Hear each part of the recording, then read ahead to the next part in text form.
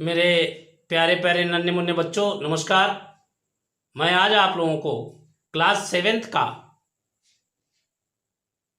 Sanjay the brave boy इस पाठ का पहला पैराग्राफ जो छोटा सा है उसमें मैंने 21 अर्थात 21 क्वेश्चंस आपके इस वीडियो के बाद में दिए हैं। आपको उन्हें देख करके अपनी कॉपी पर उतारना है और उतार करके इस पैराग्राफ से उसके आंसर लिखने हैं। ये है कंप्रेहेंसिव क्वेश्चन। कंप्रेहेंसिव क्वेश्चन का मतलब ये होता है बेटा समझदारी के प्रश्न।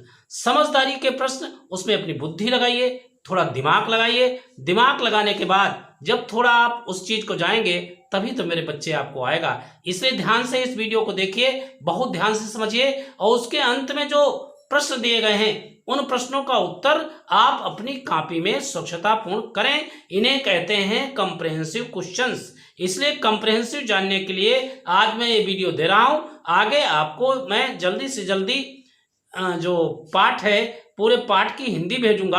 आप लोग बस जुड़े रहिए, ध्यान से देखते रहिए, हमारे चैनल को सब्सक्राइब करते रहिए। बेटा अगर समझ में आता हो तो फिर लाइक भी करते रहिए और शेयर करते रहिए। आगे देखते हैं इसका पैराग्राफ। देखिए यह paragraph Sanjay the brave boy, ये जो 7th क्लास का 3rd लेसन है उसका ये पैराग्राफ है और इस पैराग्राफ का अर्थ समझते हैं बहुत ध्यान से। Sanjay was a student of class 7। Sanjay था एक स्टूडेंट छात्र ऑफ क्लास 7 कक्षा 7 का। संजय कक्षा 7 का छात्र था। तो मेरे बच्चों इसमें एक चीज़ ध्यान रखनी पड़ेगी, हमने इसका अर्थ कैसे निकाला, किस प्रकार से निकाला, ये बहुत बार मैं बता चुका हूँ। इसके लिए आपको चाहिए कि आप कम से कम सबसे पहले उसे टेंस पहचानें। टेंस के साथ हमें यह भी ज्ञान होना चाहिए कि ये संजय किस रूप में आया है, वाज किस रूप में है, ए किस रूप में है, स्टूडेंट क्या है, ऑफ क्या चीज़ होती है, क्लास क्या चीज़ है। मेरे बच्चों ये सब चीज़ें भी हमारी जानकारी में होनी चाहिए, क्योंकि हम केवल एक पैराग्राफ की बात कर रहे हैं इस समय, इसलिए हम इसे डीपली समझने की कोशिश करते हैं। अब देखिए संजय जो है इसका सब्जेक्ट है, वाज इसकी मेन वर्ब है, अ आर्टिकल है, स्टूडेंट नाउन है, ऑफ एक प्रीपोजिशन है, क्लास भी नाउन हुआ और 7 भी एक नाउन ही है, क्योंकि जिसका नाम कहा जाए वह नाउन होता है। इस प्रकार से भी हमें समझने की आवश्यकता है। और जब इसमें मेरे बच्चे जब हम उसका अर्थ निकालते हैं तो हमें टेंस पता होना चाहिए। अगर हम टेंस की बात करें तो Sanjay was a student of class 7, इसमें आप देखें तो टेंस कौन सा है तो आप देखते ही आपको पता होगा, क्योंकि सब्जेक्ट के बाद वर्ब आती है तो हमारा ध्यान वर्ब पर जाना चाहिए। ये वर्ब है और ये मेन वर्ब भी हो सकती है, हेल्पिंग वर्ब भी हो सकती है, क्योंकि ये प्राइमरी ऑक्सिलरीज है। और प्राइमरी ऑक्सिलरीज और मॉडल ऑक्सिलरीज ये दो प्रकार की हेल्पिंग वर्ब होती हैं। इनका भी ध्यान आपको देना होगा। आपको अगर इन्हें ज़्यादा जानकारी चाहिए तो फिर आप हमारे वीडियोज़ में जाएं, हमारे वीडियोज़ में ये सब चीज़ें प्राप्त हो जाती हैं। अब देखते हैं तो वाज है एक वर्ब। अब वर्ब जब देख लें तो हमें टेंस का पता चलता है, तो इससे हमें पास्ट टेंस का पता चला। जब पास्ट टेंस का पता चल गया मेरे बच्चे तो हमें पता है वाजवर के बिना पास्ट टेंस नहीं होता, वाजवर के बिना, था थी के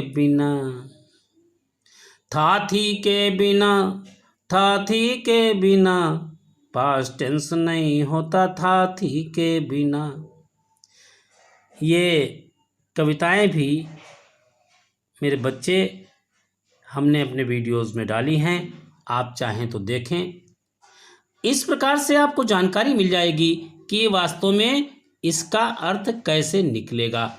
अब एक चीज़ और देखते हैं ग्रामर के रूप में। मैंने आपको बताया कि संजय एक सब्जेक्ट है और मेरे बच्चे जहाँ से वर्ब की शुरुआत होती है उससे बचा हुआ जितना भी पार्ट है वह प्रेडिकेट होता है। अगर इसे सब्जेक्ट और प्रेडिकेट अलग करने की बात कही जाए तो संजय सब्जेक्ट है और was a student of class 7 यह प्रेडिकेट है।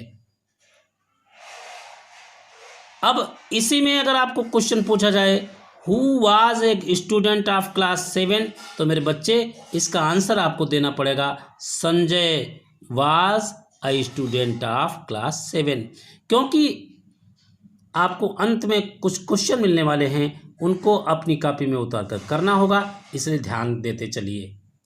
ही लिव्ड विद हिज पेरेंट्स, फिर सोचना पड़ेगा क्योंकि अर्थ तभी निकलेगा जब हमें टेंस पता होगा, और टेंस पता करने के लिए हमें पता होना चाहिए हेल्पिंग वर्ब या मेन वर्ब। अब इसकी मेन वर्ब देखी तो ये लिव्ड दिया हुआ है। अब ये लिव्ड दिया हुआ है और मैंने पढ़ा है लिव लिव्ड लिव्ड 3 फॉर्में होती हैं किसी भी वर्ब की, तो लिव लिव्ड लिव्ड। अब ये सेकेंड फॉर्म है या थर्ड फॉर्म है यह पता करना कठिन होता है।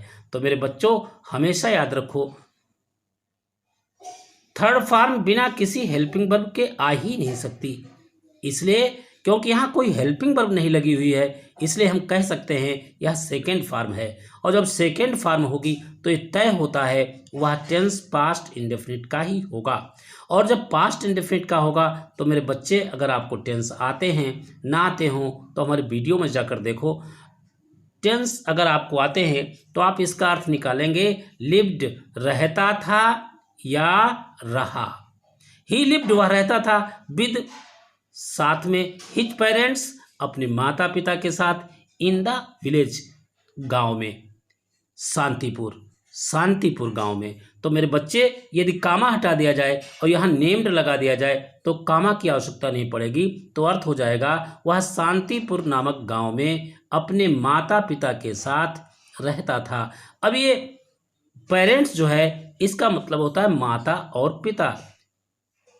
उसके पहले दिया हुआ है मेरे बच्चे हिज। ये हिज जो है एक पजेसिव एडजेक्टिव है और पजेसिव एडजेक्टिव जो है वो कभी सिंगल नहीं आता, अकेले नहीं आता, ये विद प्रीपोजिशन है। लिव्ड वर्ब है, ये सब्जेक्ट है। इन द विलेज और विद हिज पेरेंट्स मेरे बच्चे इसे फ्रेज कहते हैं। इन द विलेज भी फ्रेज है। इस प्रकार से यहाँ 2 फ्रेज भी दिए हुए हैं और ये नाउन है, क्योंकि आपको नाउन भी छांटने के लिए प्रश्न दिया जा सकता है तो इससे नाउन भी साथ में पहचानते हुए चले। He had lost one of his legs in an accident. He had lost, फिर देखा मैंने टेंस पता करना होगा इसका अर्थ निकालने के लिए, तो ही उसने, हैड लॉस्ट खो दिया था या खो चुका था, तो ये पास्ट परफेक्ट है क्योंकि लास्ट ये थर्ड फॉर्म है और हैड उसकी हेल्पिंग वर्ब है, यह भी थर्ड फॉर्म है। He had lost one of his legs, उसने खो दिया था, वन ऑफ हिज लेग्स अपने पैरों में से एक पैर, इन एन एक्सीडेंट एक दुर्घटना में उसने अपना एक पैर खो दिया था। इस प्रकार से इसका अर्थ निकला।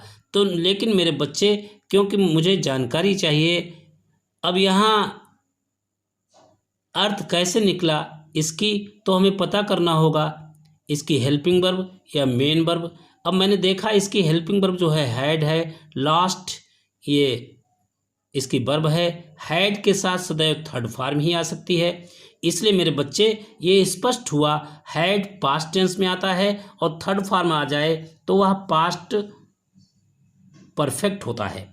और जब पास्ट परफेक्ट होगा तो उसमें चुका चुकी के साथ था थी थे लगता है, तो उसने अपने पैरों में से एक पैर को खो दिया था इन एन एक्सीडेंट, एक्सीडेंट में।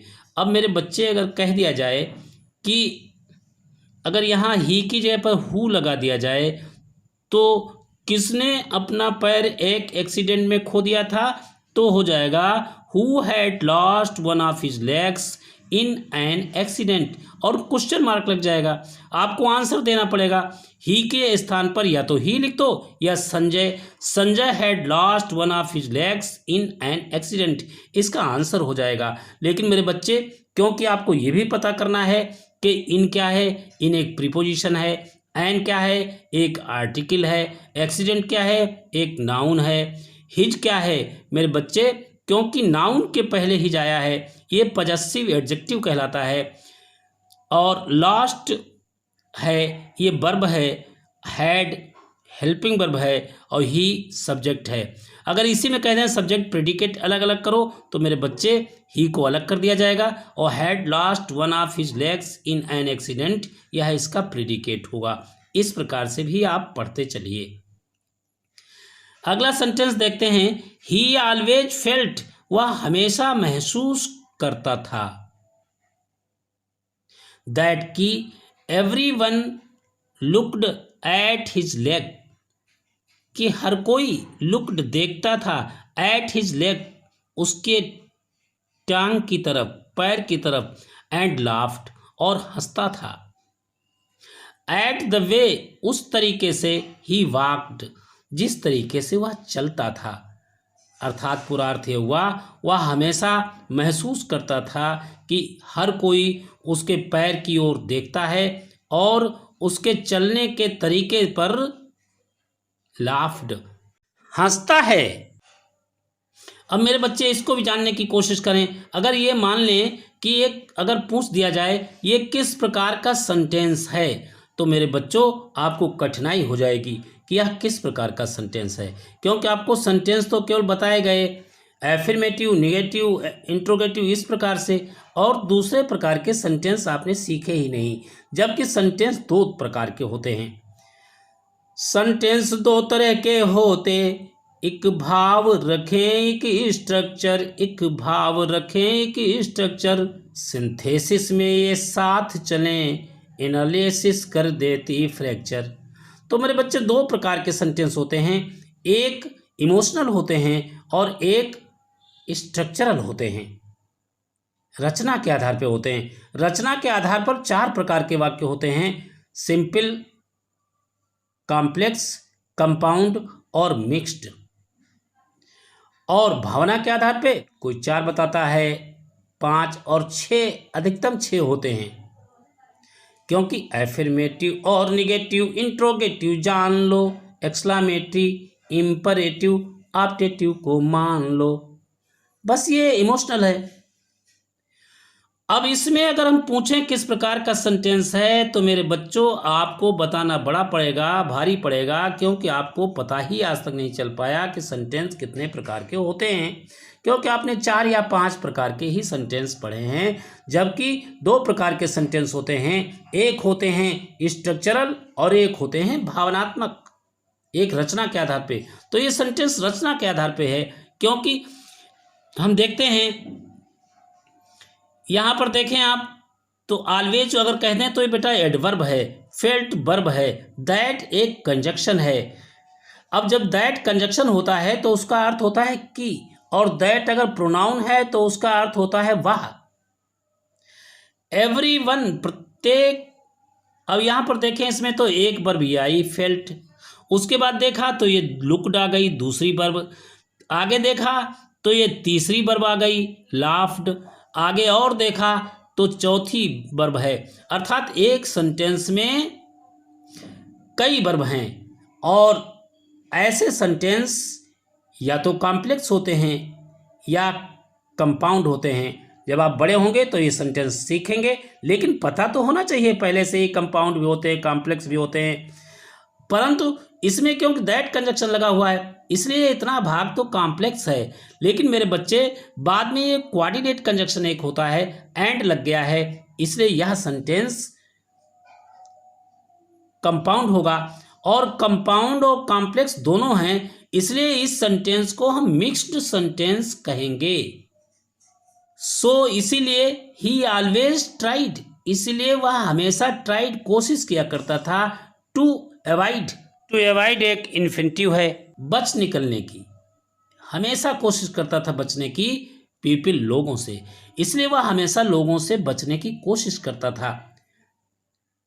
अब यहां पर भी अगर बात करें तो क्वेश्चन पुटअप होता है why did he always try to avoid people. अब ये क्वेश्चन हो गया। अब क्वेश्चन का आंसर देंगे क्योंकि लोग हंसते थे। अब तमाम प्रकार के क्वेश्चन इसमें आपको हम आगे दे रहे हैं, उन क्वेश्चंस को आपको इससे छांटकर, इससे समझ करके आपको उत्तर देना है, सोच समझ करके। और कहीं पर यदि आपको प्रॉब्लम आए तो आप फ़ोन करके हमसे बात करें। तब तक के लिए नमस्कार, फिर मिलते हैं। अरे क्वेश्चन तो उतार लो, इनके आंसर जो देने हैं